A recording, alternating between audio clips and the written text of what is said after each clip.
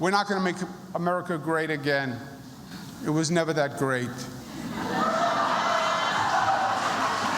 We have not reached greatness. We will reach. That was New York Governor Andrew Cuomo taking a shot at the president's campaign slogan by saying America, quote, was never that great. In response, Republicans have bought the Democrat a one-way ticket to Canada. President Trump slammed the comments late Wednesday night, accusing the governor of having a, quote, total meltdown. Cuomo's remarks have been compared to a speech Michelle Obama made at a 2008 campaign event where she said it was the first time she was proud of her country. But what we've learned over this year is that hope is making a comeback. It is making a comeback, and let me tell you something. For the first time in my adult lifetime, I'm really proud of my country. Jimmy Vielkind is Politico's Albany bureau chief and joins us now. Jimmy, thanks for being with us. Do you think that these remarks were intentional, or do you think that Governor Cuomo put his foot in his mouth? Well, I don't think that these were planned. The governor in most of 2017 had avoided directly criticizing President Donald Trump. But this year, he's up for re-election. He's facing a Democratic primary from actress Cynthia Nixon. And he's been more strident in his criticism of the president. That said, the governor doesn't usually speak from prepared remarks. And according to his advisors, who I spoke with about Wednesday's event, he was not working from a prepared text. What he often does is go from an outline of talking points and sort of riff the exact points he wanted to make. So while he's never said that America is never that great, the overarching point about how America has not been great for women, how it's not been great for LGBT people, how it's not been great for people of color, are themes that we've heard him sound in previous speeches. Well, the governor has been positioning himself to run for president in 2020. Could these remarks have long-term consequences?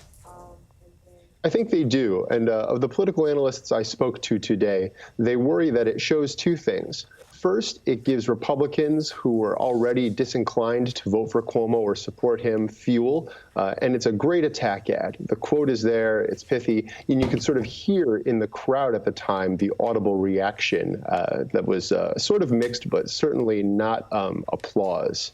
And secondly, it shows a lack of discipline. Cuomo as a candidate doesn't normally get outside of his comfort zone. So to have something like this come out of the candidate's mouth during a controlled speech illustrates the trouble that he might have if he were to try and do retail politicking at a diner, which has been a necessity for any candidate who hopes to run for president in early primary states like Iowa and New Hampshire.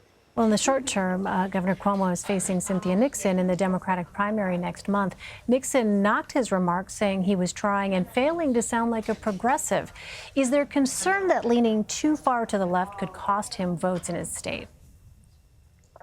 There doesn't seem to be much danger in the immediate term for Cuomo. We're about 1 month away from New York's Democratic primary on September 13th. I spoke with a Cuomo advisor today who said that they expect that the electorate that turns out will be about a quarter black. And black voters in particular are an area where Cuomo feels he has a strong basis of support. Polls show him with a very high approval rating there. They show Cuomo's message of experience resonating with that voting bloc. And they show that it's very skeptical of Nixon, who does not have any prior governmental experience, although she has long been an activist on education and LGBT issues. So black Americans, according to Professor Christina Greer of Fordham University, won't necessarily be turned off by this comment. They might hear it and think, that's right, what the governor's saying is correct. Whether or not there will be backlash on the other side of the equation that will be tangible in a Democratic primary remains to be seen, but the Cuomo advisors I spoke with today, as well as outside analysts, didn't seem to think that there would be any short-term hit for the governor. And Jimmy, before we let you go, I just want to get your thoughts. There is a debate coming up here between Governor Cuomo and Cynthia Nixon. What are you going to be watching for? I'll be watching for a few things. During this entire election cycle, the Cuomo campaign has knocked Cynthia Nixon, saying that she's not experienced, that she doesn't have the depth of knowledge about state government that the governor has amassed over his 2 terms as governor, his 1 term as attorney general, and the years that he served his father, Mario Cuomo, as an advisor. So I'll be listening to see how Nixon responds to questions and follow-up questions about deep issues of state policy.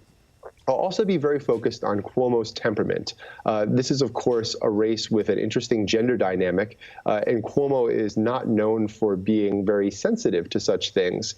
He hasn't had a one-on-one debate with any candidate since 2006, when he debated former Westchester County District Attorney Jeanine Pirro in the 2006 race for Attorney General. So I'll be curious to see how Cuomo deals with a one-on-one debate against a woman, something that he avoided in 2014 when Zephyr Teachout challenged him in a Democratic primary here, and he refused to debate her. And I know we only have like 30 seconds left, Jimmy, but what does it say to you that the governor agreed to this debate?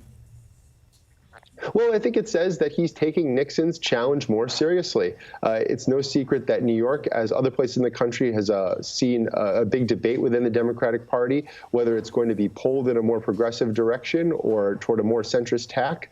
The governor is, this race in New York is a key test of that, and I think the governor takes it seriously and is ready to engage in that serious conversation. All right, August 29th. I've got it marked on my calendar. Jimmy Vielkind in Albany. Thanks so much, Jimmy. Thank you.